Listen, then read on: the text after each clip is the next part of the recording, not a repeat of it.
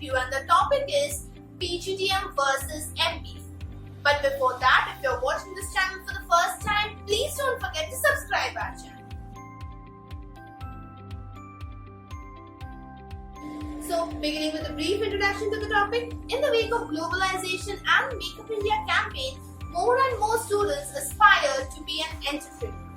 Now, therefore, students are upgrading their skills towards business and management.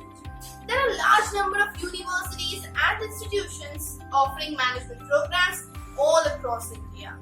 After IIM Act 2017, IIMs are authorized to award MBA and conduct this program.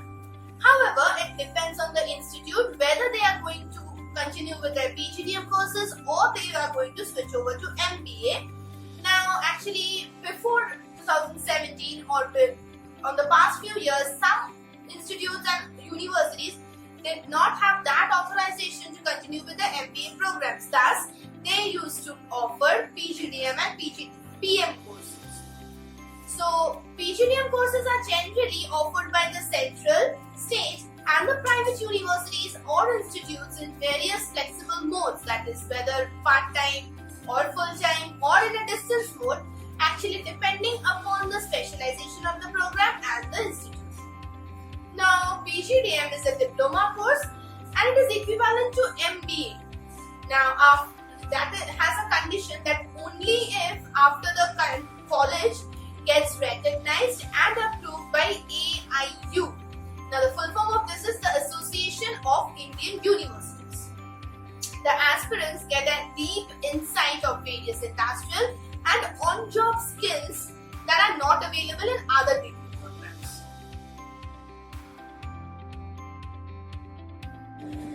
Now, moving on to the skills required for both MBA and PGDM. Hardworking, having general knowledge, aware about the industrial changes and the innovations, should encourage team efforts, and lastly, keen in developing professional relationships.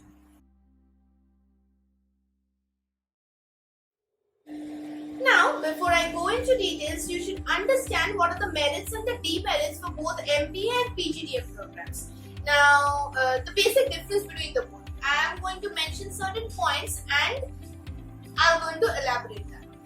So, MBA, that is Masters of Business Administration, is a postgraduate degree program which is generally pursued after completion of BBA.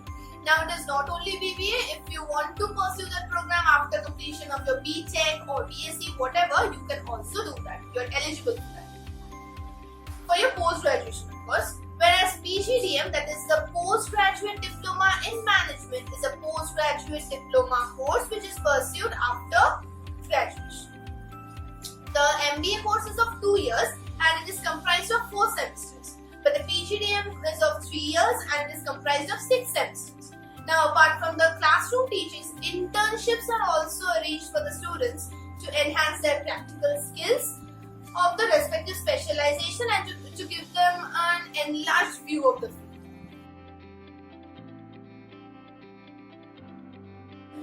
Next is the program covers a wide range of subjects like accounting, human resources, business administration, then business communication, business ethics, finance, management, business laws, entrepreneurship, international business, management science, management information systems, and so on.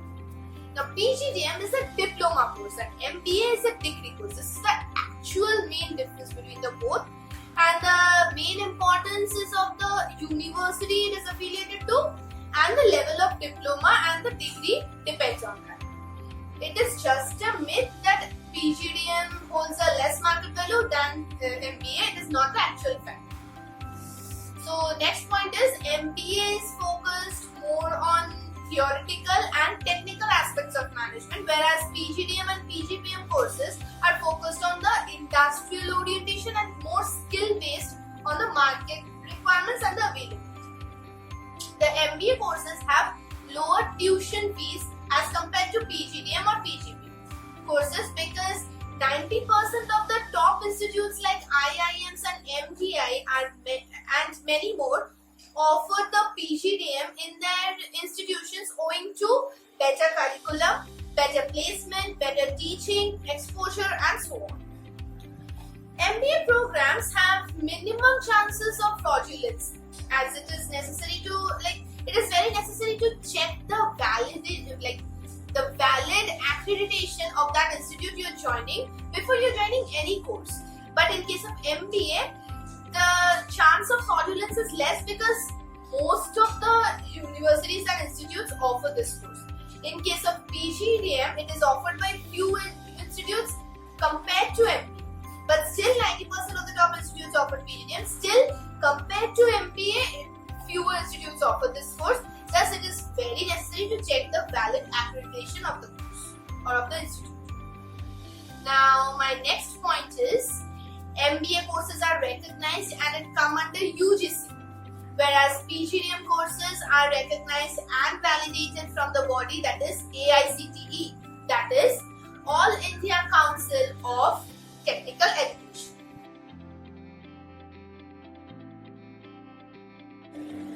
Now I'm going to move on to the eligibility criteria for both PGDM and PGDM, like MBA. Now the first and foremost is you have to get a graduation degree, that can be a bachelor's one or a BSc or a BCom, whatever, and from any recognized university or institute with minimum 50% aggregate marks for the general category and 45% for the reserved category. Now the aspirants in the final year can also appear for the exam provided the graduation is completed within the duration of the time, like within the duration specified by the institute of your graduation.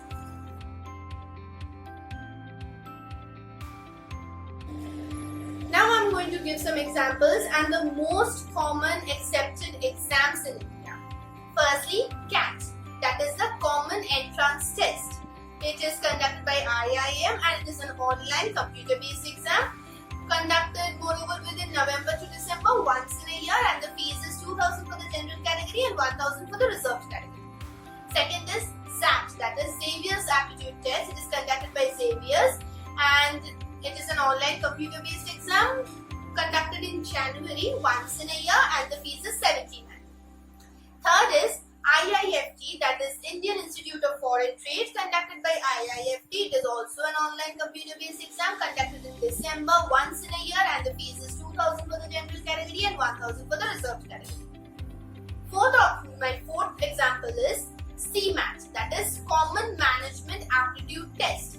Now this is conducted by the National Testing Agency, that is NTA, and it is also an online computer-based exam conducted in January once in a year and the fees is 1,600 for the general category and 800 for the reserved category. Moving on to my fifth option, that is MAT, that is the Management Aptitude Test conducted by AIMA. It has two versions. It can be paper-based, it can be computer-based. Now PBT or CBT. It is conducted 4 times in a year: February, May, September, December. And the fees is for one exam it is 1,650 and for 2 exams it is 2,750. Now in case of PBT and CBT, either you can sit for both, then you have to pay 2,750. If you are sitting for any one, then you have to pay 1,600.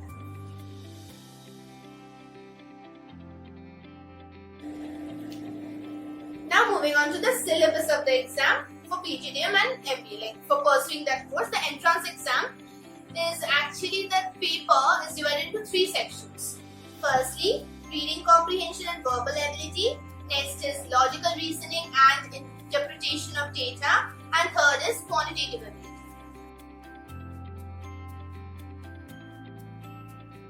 Now the admission procedure for PGDM is that it's generally same as that of MBA. It is required to qualify that entrance exam like CAT, MAT, SAT, CMAT and so on, followed by a group discussion and a personal interview as per the college guidelines, like college standards or the guidelines of the institute.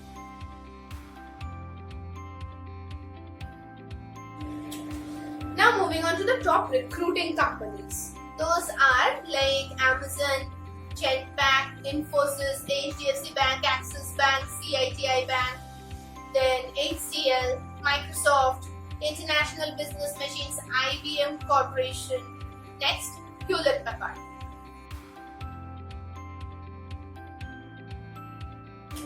Now I am going to talk about the salary package. Now, package offered depends on the aspirant skills, knowledge, placements, and the company's requirements. Now, in case you're completing PGDM courses, then your average amount can be around 15 lakhs per annum. But according to the reputation of the institute, now see, salary highly depends on some particular factors like your job profile, your work experience, the college where you passed from, like the name of the institute or the reputation or the campus relationship with the company, and so on. In case you are completing MBA, then your salary can be around 20 lakhs per annum, again depending on the candidate's interpersonal skill and the communication skills.